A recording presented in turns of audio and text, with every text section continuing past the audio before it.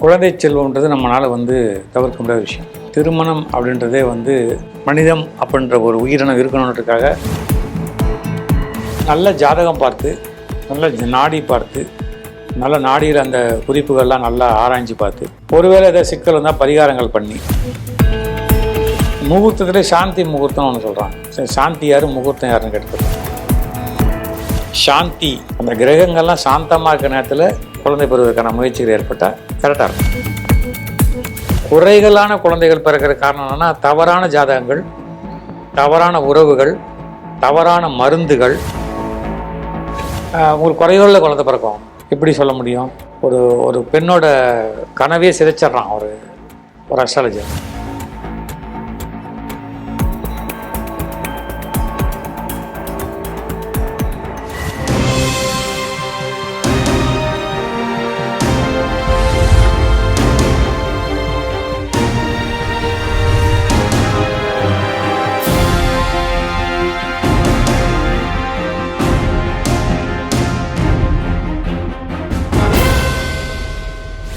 Sir, இப்போ அடுத்ததா ஒரு முக்கியமான மெயில் சார். அதாவது இந்த கேள்வி ரொம்பவே இப்போ அவசியமான ஒரு கேள்வி அப்படின்னே சொல்லலாம்.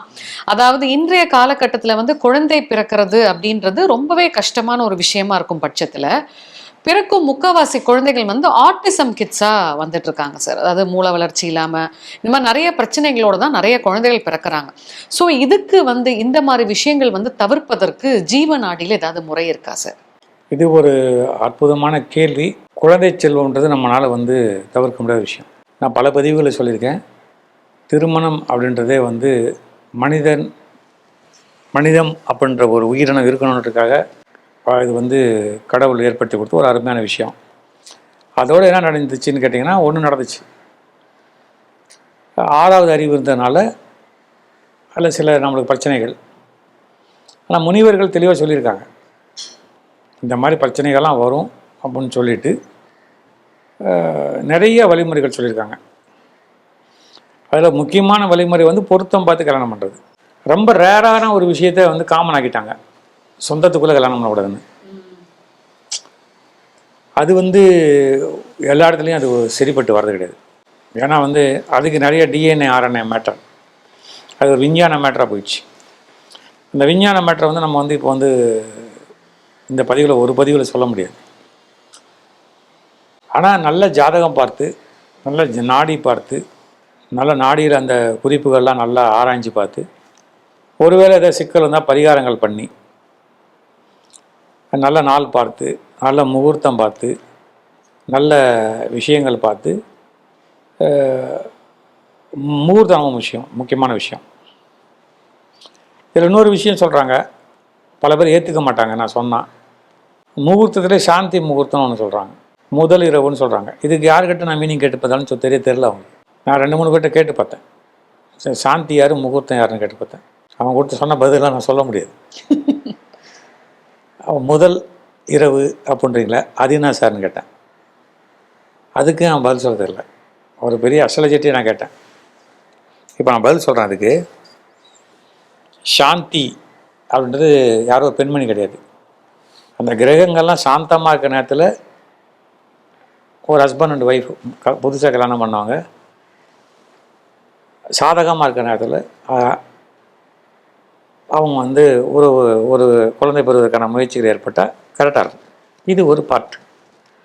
முதல் இரவு அவனா நம்மால் என்ன பண்ணுறாரு, ஃபஸ்ட் நைட் அப்படின்றாரு. அப்புறம் அடுத்த இன்னொருத்தர் சொல்ல ஹனி மூன் அப்படின்றாரு. இப்படி மண்டக அதுக்கு பேரை வச்சு இப்போ ஹனிமூன் சூட் ஆகிடுச்சு ஹோட்டலெல்லாம். புரிஞ்சுங்களா? என்ன, அதெல்லாமே தவறு அப்படின்றது ஜீவநாடியில் சொல்லக்கூடிய ஒரு விஷயம். பாரம்பரியமான சில விஷயங்கள்லாம் இருக்குது. அது இப்போ ஊரில் இருக்கிற பெரியவங்ககிட்ட கேட்டால் சொல்லுவாங்க. என்ன, யார் அந்த முதலிரவுக்கு அந்த பெண்கிட்ட என்ன சொல்லி அனுப்பணும், அந்த மாப்பிள்ளைகிட்ட என்ன சொல்லி அனுப்பணும் அப்படின்னு. புரிஞ்சுட்டிங்களா? ரெண்டாவது எந்த நாளில், எந்த டைமில், எந்த நாளில், எந்த நட்சத்திரத்தில் அது இருந்தால் நல்லதுன்னு சொல்லிடுறேன். ஸோ ஒரு ஆண் கிட்ட இருக்கிற ஒரு உயிர் சக்தி அப்படின்னு சொல்லக்கூடிய, ரொம்ப கொலோக்கியலான பாஷையில் சொன்னோம்னா விந்து சக்தி போய் அந்த பெண்ணோட கரு முட்டையை தொலைச்சிட்டு உள்ளே போய் அங்கே வந்து அதான் குழந்தையா மாறுது. அந்த விஞ்ஞானமே ஒத்துக்குது. இதுக்கு எல்லா கிரகங்களும் ஒத்து வரணும்ல. இப்போ உங்களுக்கே தெரியும், இப்போ நவநாகரீகமான உலகத்தில் எப்படி நடக்குதுன்னு தெரியும் என்ன. இப்போ அனிமூன்லாம் யமன் மூன் ஆகிப்போச்சு. இப்போ பேப்பரில் படிச்சிருப்பீங்க. அதில் என்ன பயமாக இருக்குதுன்னு கேட்டால், அந்த யமன் பெண்கள் வடிவத்திலே வருது. பாவம் மாப்பிள்ளைங்களுக்கு. கரெக்டா? ஆமாங்க. ஒரு 5-6 செய்தி இன்னைக்கு பதிவு போட்டு தள்ளிடுறாங்க. போட்டு தள்ளுறதில்ல, குண்டக மண்டக அந்த ஊரே அதிர்ச்சி அடைகிற அளவுக்கு ஆயிடுச்சு. ஒரு 3 கேஸ் என்ன. இப்போ காலைல பேப்பர்லாம் பார்த்தா இப்போது டிஃபால்ட்டாகவே நம்ம பார்க்கலாம் என்ன. தேனிலவுக்காக சென்ற கணவனை சதக் மனைவியை கதக்கன்றான். இது என்னடா இது இப்படி இதுன்னு தெரில. இது இப்படியே யோசிச்சு நீங்கள் பாருங்கள். ஒரு 20 வருஷத்துக்கு முன்னாடி இதெல்லாம் கிடையாது. இப்போது இது கேட்டால் நம்ம ஆள் சொல்லுவார் கலியுகன் பாரு. அப்பவும் கலியுகன் தான். இப்போ இந்த பொருத்தம் பார்க்காத, பணம் மட்டுமே பார்த்து என்ன, மனத்தை பார்க்காத, உறவை பார்க்காத என்ன. நான் ஒரு பதிவில் சொல்லியிருந்தேன், நம்ம தெரிஞ்ச ஒரு நல்ல நண்பர், அவருக்கு கல்யாணம் ஆப்பில் எல்லாம் பார்த்த பிறகு அந்த பொண்ணு வீட்டு பழகிட்டு அவங்க கேட்குறாங்களாம், உங்கள்கிட்ட இஎம்ஐ கட்டாத வீடு இருக்குதா, இஎம்ஐ கட்டாத கார் இருக்குதா. இந்த பையன் இல்லை சார், இல்லைம்மா அதெல்லாம் இல்லை, நான் வீட்டுக்கு இஎம்ஐ கட்டுறேன், காரெல்லாம் என்கிட்ட கிடையாதுன்னு சொல்லிக்கிறான். உண்மையை சொல்லிக்கிறான் பாவம். அப்போ ரிஜெக்ட் அப்படின்ட்டார். ரிஜெக்ட் அப்படின்னு போயிட்டார். இந்த பையன் ரொம்ப கஷ்டப்பட்டு நம்மகிட்ட வந்து ஜீவநாட்டெலாம் படித்த போது சொன்னோம், இல்லை தம்பி கவலைப்படாத, மிக அருமையான ஒரு பொண்ணு கிடைப்பாங்க, கல்யாணம் பண்ணுவாங்க அப்படின்னு சொன்னேன். இப்போ கல்யாணம் பண்ணி நம்மால் நல்லபடியாக போயிட்டு ஹனிமூன் போயிட்டு அணியோடய வந்துட்டார். வந்துட்டு இப்போ போய் ஆகமடாவட்டு போய் ஒரு ஈவெண்ட்டு, ஒரு நிகழ்ச்சியை வந்து கவர் பண்ணிட்டுருக்கிறாரு. நான் ஃபோன் பண்ணி கேட்டேன், என்ன தம்பி அதில் நல்லா ஃப்ரீயாக இருக்கிறியா அப்படின்னா, நான் சார் சந்தோஷமாக இருக்கிறேன் சார். இப்போ அந்த தம்பியை நான் ஏன் எக்ஸாம்பிள் எடுத்துக்கிறேன் அப்படின்னா, ஒரே காரணத்துக்காக தான் எடுத்துக்கிறேன். ஈ ஃபாலோடு ஆல் பரிகாரம்ஸ், எல்லா பரிகாரங்களையும் விடாத பண்ணான் அந்த தம்பி. அவங்க அம்மாவும் பண்ணாங்க என்ன. கண்ணில் பார்க்கும்போது அந்த கல்யாணத்தை இன்னொரு டைம் பார்க்க முடியாத அளவுக்கு அருமையாக பண்ணாங்க. புரிஞ்சுங்களா? ஸோ இந்த குறைகளான குழந்தைகள் பிறக்கிற காரணம் என்னென்னா, தவறான ஜாதகங்கள், தவறான உறவுகள், தவறான மருந்துகள், தவறான கருத்தடை சாதனங்கள், தவறான கருத்தடை முறைகள். என்ன 2 பேருக்கு தான் சேர்த்து சொல்கிறேன், ஆண் பெண் இருவரும் தான் சேர்த்து சொல்கிறேன். தவறான நேரத்தை கல்யாணம் பண்ணுறது, என்ன தவறான விஷயத்துக்கு ஆசைப்படுறது, தவறான நேரத்துக்கு குழந்தைங்க முயற்சி பண்ணுறது. இப்போது இந்த பதிவுலேயே நான் பதிவிட விரும்புகிற ஒரு முக்கியமான விஷயம் என்னென்னா, நம்மக்கிட்ட ஒரு ஜீவனாடி பார்த்தாரு. 8 வருஷமாக ஒரு குழந்தைல கல்யாணம் ஆகி நம்பிக்கையில் அதை பார்த்தாரு.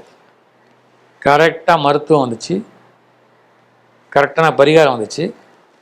இந்த பதிவு நடக்கிறதுக்கு 4 நாளைக்கு முன்னாடி எனக்கு ஃபோன் பண்ணுறாரு. அவங்க மனைவி கருவுட்ருக்காங்க.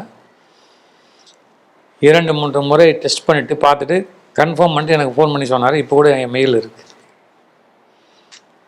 ஒரு அரசு அதிகாரி, நன்கு படித்தவர், நான் ஃபாலோ பண்ணி நல்லா தானே இருக்கார். ஒரு பெண்மணிக்கு சொல்லிட்டாங்க யாரோ, உங்களுக்கு குறையுள்ள குழந்தை பிறக்கும். ஏன்னா இவர் எப்படி சொல்ல முடியும்? ஒரு பெண்ணோட கனவே சிதைச்சிட்றான் ஒரு அஸ்ட்ராலஜர். அப்போ சொல்கிறேன், நோ நீங்கள் போய் டெஸ்ட் எடுங்க, இங்கே போய் எடுங்க, நம்ம நாடியில் வருது, இந்த டாக்டர் இவர்கிட்ட போய் எடுங்க. அவர் வந்து தொடர்ந்து எடுத்துக்கிறாரு. நல்ல மனிதர் அந்த டாக்டர். தொடர்ந்து ஸ்கேன் எடுத்து பார்த்து சொல்லிட்டே வராரு, எந்த குறையுமே இல்லை, அருமையான குழந்தை பிறந்தது. இன்னொரு அஸ்ட்ராலஜர் சொல்லிட்டாரு, பாவம் அந்த அம்மாட்ட, நீ தாலியே போடக்கூடாது, தாலி போட்டால் அவங்க கணவர் பனால் அப்படின்ட்டார். அந்த அம்மா தாலியெல்லாம் கைட்டு வீட்டில் வச்சிருச்சு. மாமியாருக்கு மருமகளுக்கு தாலினாலே சண்டை. அப்புறம் அந்த அம்மா ஃபோன் பண்ணிச்சு, ஐயா உங்கள் பதிவெல்லாம் பார்த்தேன், எனக்கு வழி சொல்ல, முதல்ல போய் தாலியை வாங்கி கொண்டு போய் இந்த பெருமாள் கோயிலில் காலில் வச்சு தாலியை போடு அப்படின்னு போட்டு, அந்த அம்மா மகிழ்ச்சிக்கு எல்லையே கிடையாது. நானே கிண்டல் பண்ணேன் அந்த அம்மாவை.